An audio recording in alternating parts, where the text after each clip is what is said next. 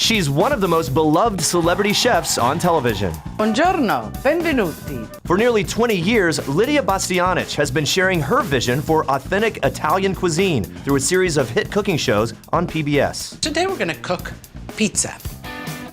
The Emmy Award-winning host is also a best-selling author of more than a dozen cookbooks and the proud owner of 6 successful restaurants. Can you believe it? Today, Lidia is opening up her home to show us what she really cooks for dinner. This is the home I really live in for the last 35 years and plus. Here I raised my children, my grandchildren, Grandma and I, but still, this big table is always full, and we do a lot of cooking, and you know, I just love it. An Italian family is all about the family getting together at the table and eating food. So let me show you around a little bit. Now you might recognize this kitchen because most of my shows, especially initial shows, were all taped right here. It is really superb. I call this kind of my Ferrari. You know, like when you know your car? I know this baby here. This is a little grill, and a lot of you that watch my show really ask me about this. You can grill here, and it is a rotisserie. For me, what's important is that I have everything sort of that I just turn and reach and whatever. So I need everything comfortable, everything reachable. This is my ship, and I am the captain of the ship. I need to see what's in front of me. I need to see my of course, stove. Then I need to see my table, the guest, and of course, nature, water, beauty, flower. That really, I need that to stimulate me, to make me feel good. I cook better when it looks better, just like a typical Italian. Slicing machine, a little prosciutto, you know. The Italians need their cold cuts, their prosciutto, so slice it, and of course the refrigerator. Sometimes one would say, oh, chefs only use. No, I use mayonnaise. There's ketchup here. All of the things that you have in your refrigerator. We're pretty normal. You know, chefs are pretty normal. I have my jar of Lidia sauce, so when I don't have the time to really cook that sauce, I use my sauce, and I always have a jar in my refrigerator. It's great. It's great to make pastas, but it's also great to make pieces of chicken or shrimps or whatever, a little bit of sauce, and it's delicious. Now I want to, of course, go to my drawers, and a nice piece of grana cheese. That's a must in my refrigerator. Now, one thing I want to share with you is this. I save my stash of the grana rinds. You save it because it's great for soups. This is fantastic. Just save it like that in the refrigerator. It'll keep forever. You just scrape off a little bit on the side, just like that, the outside, and you're gonna have a delicious soup. So don't forget, vegetables. You know, I always have some vegetables. And speaking of vegetables, we need to go and gather some vegetables. I wanna show you my garden.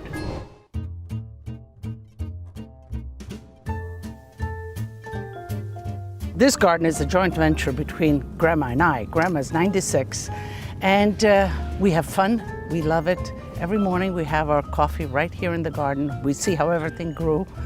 We smell the herbs, and then we have it for lunch. I want a little spicy pepperoncino here. Let me cut that out. That's a good one. This one I can use in today's recipe that I want to share with you. Oh, this is a nice one. Okay. How beautiful is that? How fresh is that? This is the radicchio. It makes a great salad. That's a great one. Oh, the tomatoes. Let's see the tomatoes. Okay, if I don't pick it, the squirrels and the raccoons will get it.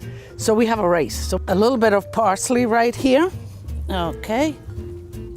And look at this basil. I know, you're gonna wonder, what does Lidia love the most? What's her favorite vegetable? It's like asking me, what's your favorite child?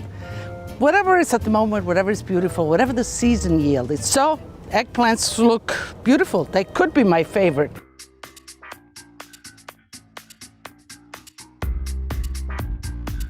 This is the team, the garden team. What is this?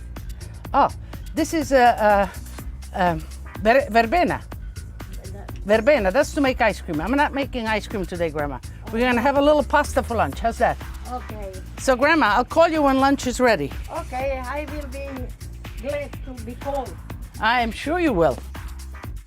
Every corner has a little treasure of herbs or whatever, and you know, sometimes I don't feel like running to the garden, I run right out here. We have all the ingredients ready, you know, you and I picked them, some of them in the garden. And so let's begin. It's so important that you add a good pasta. Then half of your work is done. And of course, you know, I trust myself, so my pasta is delicious.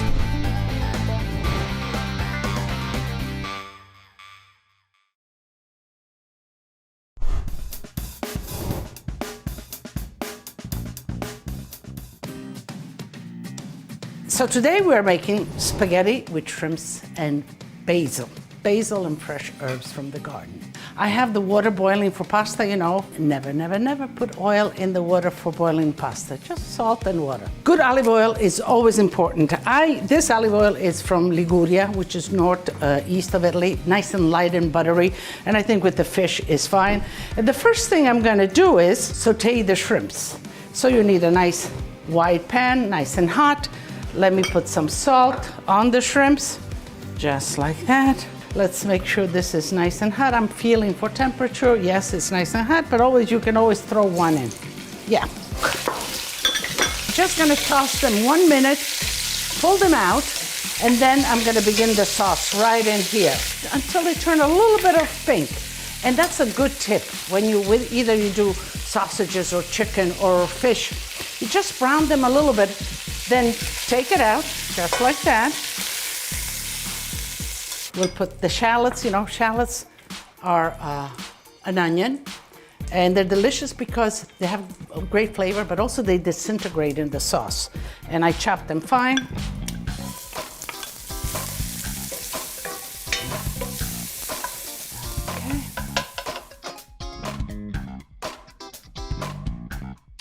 Now it's time to add the pasta, and it's so important that you add a good pasta. It's all about the ingredients in cooking. Then half of your work is done.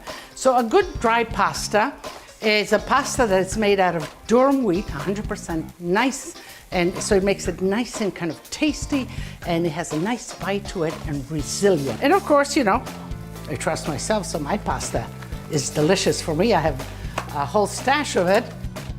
Notice I don't break it.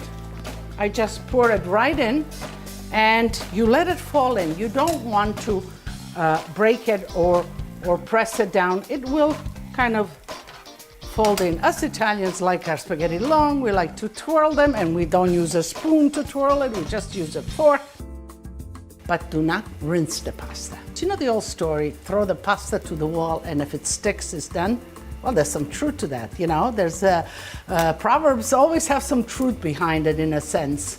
And because there's a little starch around the pasta where the sauce adheres to. If you put oil in the cooking water, then you line the pasta with that oil and the sauce just slips off. If you rinse the pasta, then you're rinsing off that starch and the sauce again slides off. So make sure that you listen to Lidia and that you follow those 2 steps, and you have a great pasta. I can't put all wine, just enough wine, but I need to make sauce. I need this to cook. I'm gonna use the pasta water. When you make sauces of any kind, pasta water is the ideal. You don't need stock, you don't need butter. You know, we picked in the garden the basil, parsley. We picked the parsley as well. A little bit of mint. Shrimp with the juice and everything right in there. I don't want to overcook the herbs. I just want them to have that beautiful freshness to the dish. Adding oil at the end like this really has its own reason. And it is because oil, you know, when you cook it, you change its composition. You lose a lot of the flavors. That's why the kitchen always smells good. So you want to add it on the last minute to get its nutritional value and the flavor, the maximum flavor. The sauce is ready. The pasta is really smiling at me. You can bring the whole pot on the table, and let me tell you, at my house, that is done quite often. But if you want to be a little bit more elegant plating it, make sure that the plates are kind of warm, because you don't want pasta cools very fast, and you don't want it to. Look at that. Is that easy? It's beautiful. We only use a fork to eat our pasta. So what we do is that you go in and you kind of pull up enough pasta that you think you'd like to eat. Then you go into a corner and you kind of just twirl and twirl and twirl and twirl and twirl. And as you can see, there's always a little stragglers there, but it is in a nice mound. Una boccata, which means a mouthful in Italian, and you go ahead and eat it. So none of that, no cutting the pasta and no spoon to fish up the pasta, just like this.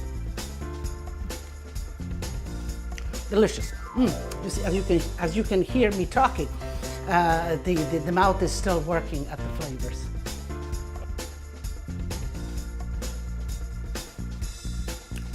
Delicious.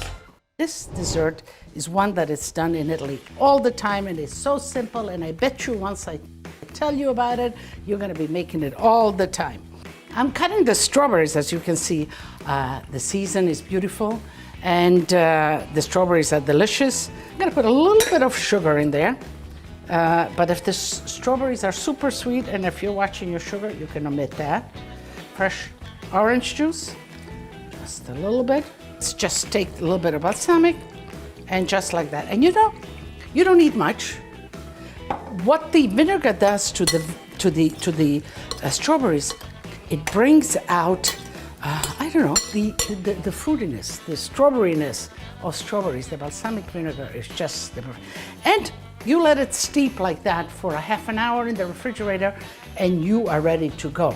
You serve it just like that, and it looks beautiful, and your guests will be very pleased. And I'm gonna taste one, just to tell you.